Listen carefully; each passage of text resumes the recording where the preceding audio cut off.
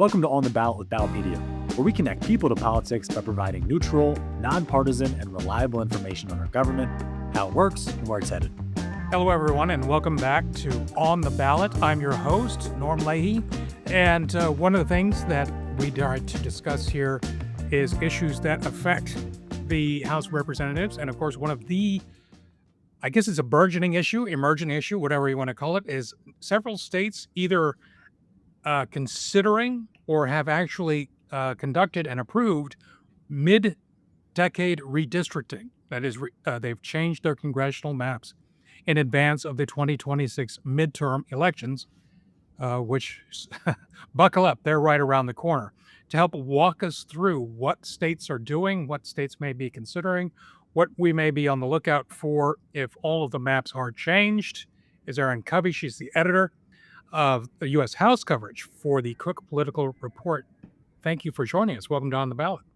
Yeah, thanks for having me on, Norm. Yeah, let's, first of all, just to be clear, just because states are doing mid-decade redistricting right now doesn't mean that it's never happened before, because it has, but usually under court orders. Is that correct?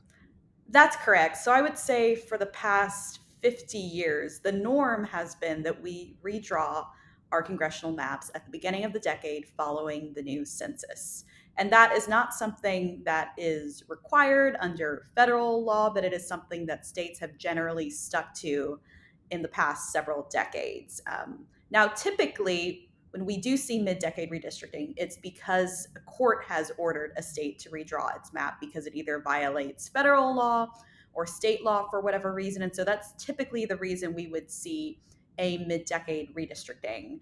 But there have been instances, a couple of instances in the past several decades, where states have just unilaterally decided to redraw their maps to benefit a party. The most prominent example of this was also in Texas at the beginning of the century, when Republicans redrew the map to help them pick up 5 seats in the 2004 midterms. And so this is not totally unprecedented, but the number of states that are looking at doing it this cycle is certainly rare. Yeah, I still have problems saying at the beginning of this century. I just don't. I'll get to it. Give me another decade or so. But, there's a lot of people who may not realize that you mentioned Texas. Texas has already done this. Their maps are signed, sealed, and they're raring to go. And that was to do what? That was to try to give Republicans 5 more House districts. Is that correct? That's correct. So this basically started with Texas earlier this summer. As we all know, Republicans have an incredibly narrow majority in the House right now. Currently, Right. They have a 3-seat majority. And obviously, given historical trends, given the environment that we are likely to be in next year, it should be a cycle where Democrats are able to pick up seats, and they don't have to pick up that many seats at all to take back control of the House. And so in order to help shore up their majority, the White House basically leaned heavily on Texas lawmakers and Texas Governor Greg Abbott to initiate a redistricting process that would allow them to pick up several more U.S. House seats. And the new map, in a good year, they would be able to pick up 5 more seats. But the way we see it, it's probably more like 3 to 5 seats that they'll be able to flip, since 2 of these seats are still fairly competitive. And because of what Texas did, California responded with Proposition 50. Can you tell us about that a little bit? Yeah, that's correct. So in response to this, obviously Democrats were looking for ways that they could retaliate. However, they're hampered by the fact that in many states where Democrats do control the state government, the redistricting process is actually controlled by an independent commission, or has more legal standards around it that prevent them from unilaterally just drawing a map that favors them more, in the same way Republicans were able to do this in Texas, and Republicans are trying to do this in several other red states as well. And so one of the few states where they were able to potentially retaliate was in California, which does have an independent redistricting commission. But basically, Democrats acted very swiftly under Governor Gavin Newsom to initiate a ballot initiative process that would temporarily set aside the Independent Redistricting Commission and allow Democrats to draw a more favorable map that would allow them to basically net out the seats that Republicans could gain in Texas. So the new map in California that the Democratic state legislators have proposed would allow Democrats to net 3 to 5 seats, canceling out the 3 to 5 seats that Republicans could net in Texas. However, we have to first see if this actually gets approved by voters in November in order for this map to go into effect. And I think that's an important point, because California is on the ballot. Voters will have a choice, a say, Yes. in whether this occurs. Unlike what Texas did, that was the legislatures, they just did it. So that was also the case most recently in Missouri, correct? That's correct, yes. So in Missouri, Republicans drew a new map in the state legislature that basically demolishes Emanuel Cleaver's 5th district, which under the current lines was a solidly Democratic seat and would now be solidly Republican. And that map was just signed into law by the Republican governor. However, there's a little bit more murkiness that's prevented us from changing the ratings and assuming that this map is 100% going to take effect next year. And that's that Missouri state constitution basically allows opponents of bills to put bills up for a statewide referendum if they can gather a certain number of signatures within 90 days from the bill being signed into law. And so obviously Republicans are trying to prevent this from being on the ballot because that could nullify the map that they have put forward. But opponents of the new map have already started gathering signatures and are attempting, there's currently some wrinkles with the Republican Secretary of State and Attorney General trying to prevent this from coming onto the ballot. But it sounds like that the opponents of the new map and the people who are in charge of gathering the signatures for this effort feel pretty confident that they will still be able to get this new map on the ballot, which means then, like in California, voters would have to approve this map for it to go into effect if it goes on the ballot. Right. And tell me about, there's another one that's sort of sneaking under the radar here, I think, and that's Louisiana. But that doesn't have anything to do with well, it sort of kind of does have to do with the legislature. But can you tell us what's going on in Louisiana? Yeah, so the Louisiana case is really interesting, and this will have potentially a ripple effect on a bunch of other states' redistricting processes going forward at the beginning of the next decade, and then potentially later this decade if we continue to see states trying to redraw their maps in the middle of the decade. But the Louisiana case basically started out at the beginning of the decade when the new map was signed into law.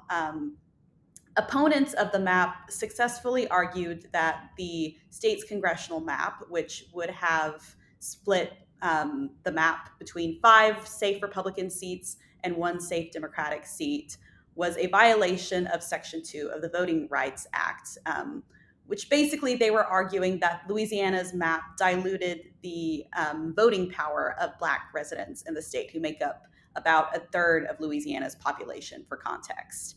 And so they successfully overturned the map, and Louisiana state legislature was required to redraw their map to include 2 majority Black districts rather than just 1.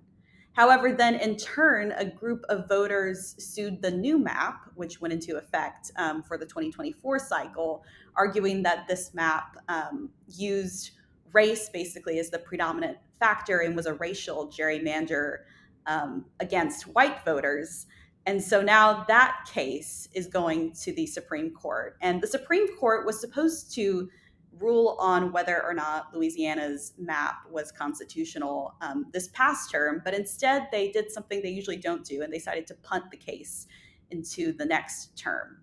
And so the U.S. Supreme Court is set to rehear oral arguments on this case this month. I believe they're October 15th.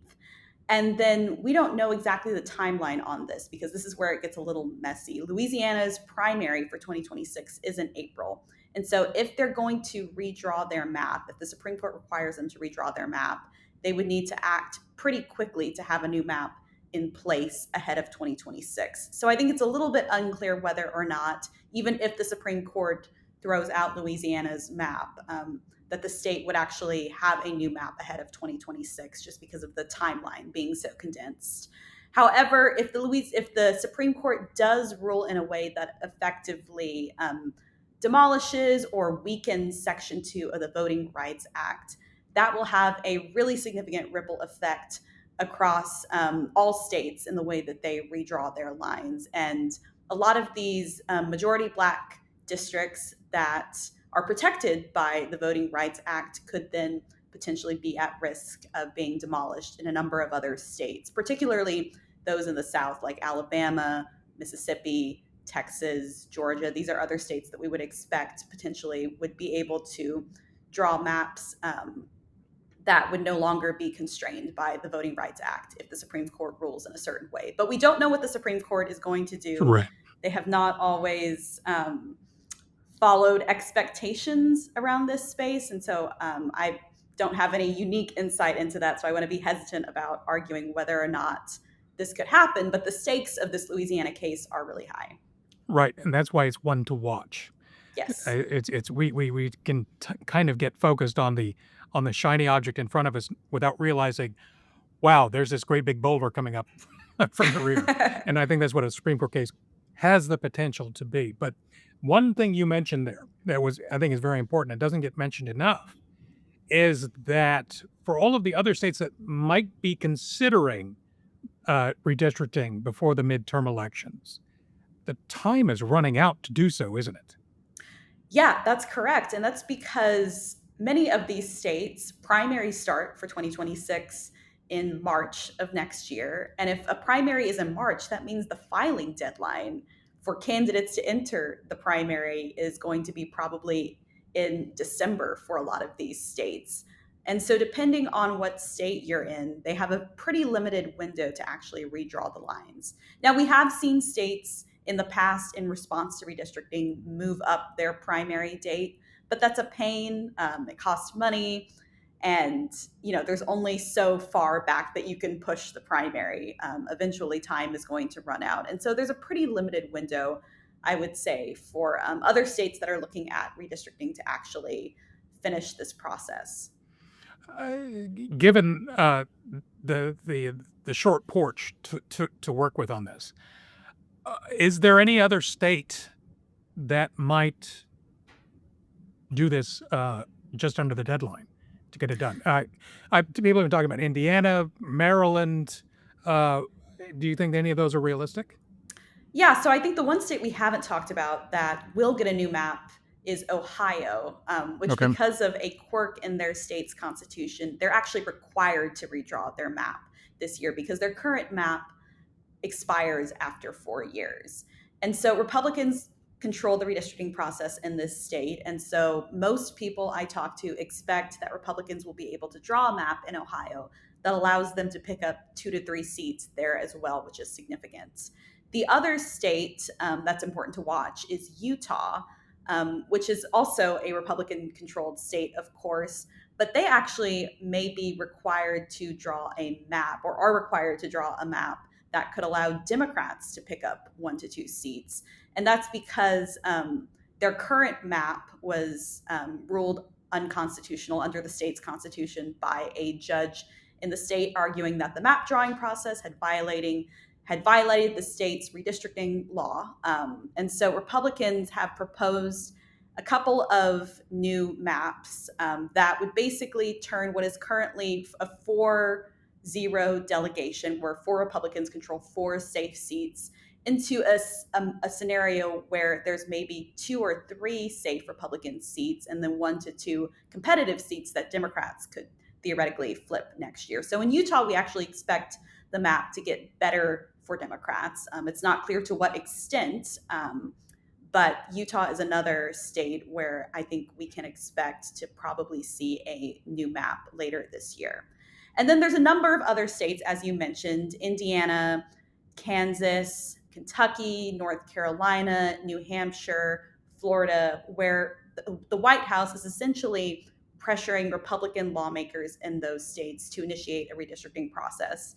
Now, the complicated thing about these states, or the complicating factor, is that these are all states where Republicans, with the exception of Florida, would probably only be able to pick up one seat, maybe two seats under a really aggressive gerrymander.